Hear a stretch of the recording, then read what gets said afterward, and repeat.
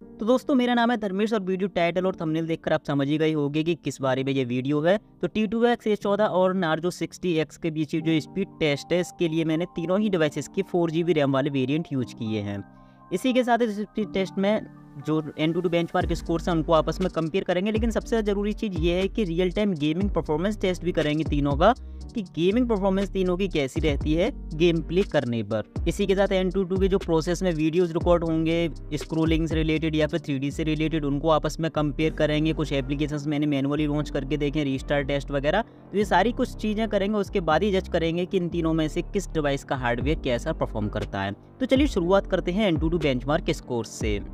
तो भाई टोटल की बात करें तो वो तीनों का लगभग सेम है। सबसे पहले बात करते हैं CPU स्कोर्स की, यानी कि कॉमन यूज़ की। तो नार्जो 60X का स्कोर है 139570, Vivo T2X 136496, Galaxy A14 5G 163241। अब यहाँ पर सबसे ज़्यादा स्कोर अचीव किया है A14 ने। अब जैसे कि इस वीडियो को देखें जो तीनों ही डिवाइसेस के UI वाले पार्ट में रिकॉर्ड हुआ है। अब यहाँ कोई बहुत बड़ा साइंस नहीं है, सीधा सा आप स्क्रोलिंग को देखिए तो आपको क्लियरली दिखेगा कि Galaxy A14 5G पर ये स्क्रोलिंग ज़्यादा स्मूथ होता है as compare to Narzo 60X and Vivo T2X। इसी के आधार पर, यानी कि स्कोर्स के आधार पर और इस स्क्रोलिंग के आधार पर हम ये कह सकते हैं कि A14 5G पर आपको ज़्यादा बेहतर परफॉर्मेंस देखने को मिलेगी। बट कॉमन यूज़ में तीनों ही डिवाइसेस काफ़ी कमाल के हैं। जैसे कि Antutu बेंचमार्क का जो पूरा प्रोसेस था वो तीनों पर लगभग सेम टाइम पर फिनिश हुआ। ये एक छोटा सा क्लिप आप देख सकते हो जहाँ पर मैंने तीनों ही डिवाइसेस पर कुछ एप्लीकेशंस लॉन्च किए हैं। अब यहाँ पर कुछ एप्लीकेशंस A14 पर 5G पर जल्दी लोड हुए, कुछ नार्जो 60X पर, T2X थोड़ा सा पीछे रहा।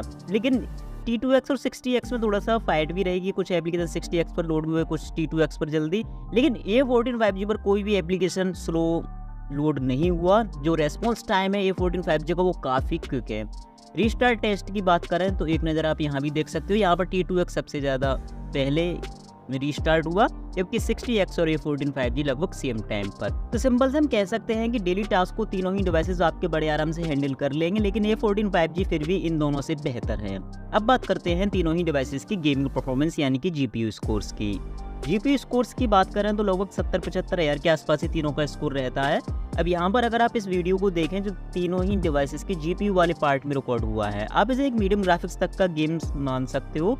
अब यहाँ पर अगर इस वीडियो को देखें तो तीनों ही डिवाइसेस में माइनर लैग देखने को मिलता है और डिफरेंस यहाँ तीनों में कोई नहीं है। तो ना तो आपको स्कोर्स में डिफरेंस मिला, ना इस वीडियो में मिला। तो मीडियम ग्राफिक्स तक के गेम्स आप अपने तीनों ही डिवाइसेस पर प्ले कर सकते हो। अभी मैं रियल टाइम गेमिंग की बात करता हूँ तो नार्जो 60X पर ये आप अभी गेम देख रहे हो। इस गेम को पहले मैंने नार्जो 60X पर मीडियम ग्राफिक सेटिंग्स पर प्ले किया। Minor lag medium graphic settings पर भी देखने को मिला, जैसा कि मैं बता चुका हूँ 4 GB रैम वाला वेरिएंट था। तो माइनर लैग आपको देखने को मिल सकता है, बट कोई खास फर्क उससे नहीं पड़ेगा। मीडियम ग्राफिक्स तक के गेम्स आप अपने 60X पर प्ले कर सकते हो। सेम गेम को जब मैंने हाई ग्राफिक सेटिंग्स पर प्ले किया तब ये परफॉर्मेंस कुछ देखने को मिली, यानी कि हाई ग्राफिक सेटिंग्स पर नार्जो 60X पर ये गेम अनप्लेएबल है। किसी भी तरह से आप ये गेम हाई ग्राफिक्स पर नहीं खेल सकते। सेम परफॉर्मेंस मुझे Vivo T2X के लिए भी देखने को मिली। मीडियम ग्राफिक्स सेटिंग्स पर गेम में माइनर लैग देखने को मिला, नॉर्मल यानी कि लो ग्राफिक सेटिंग्स पर कोई भी इशू देखने को नहीं मिला।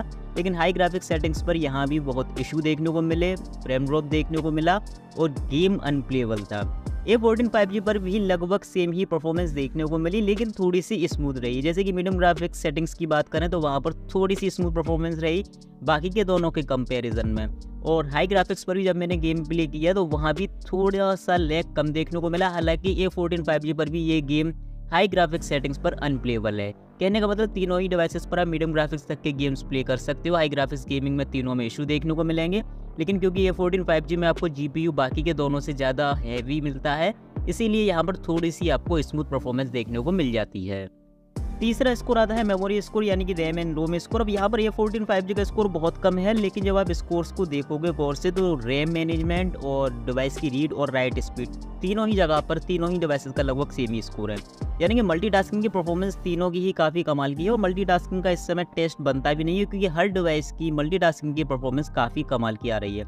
4 GB रैम का ये डिवाइस भी आराम से आपके डेली टास्क पर जो बैकग्राउंड पर एप्लीकेशंस होते हैं नॉर्मल यूज के, वो बड़े आराम से हैंडल कर लेते हैं तीनों ही डिवाइसेस। तो दोस्तों स्पीड टेस्ट में बस यही है, A14 5G थोड़ा सा बेहतर है बाकी के दोनों डिवाइसेस से। तो फिर मिलते हैं अगले किसी वीडियो में, तब तक के लिए गुड बाय, आपका दिन शुभ हो।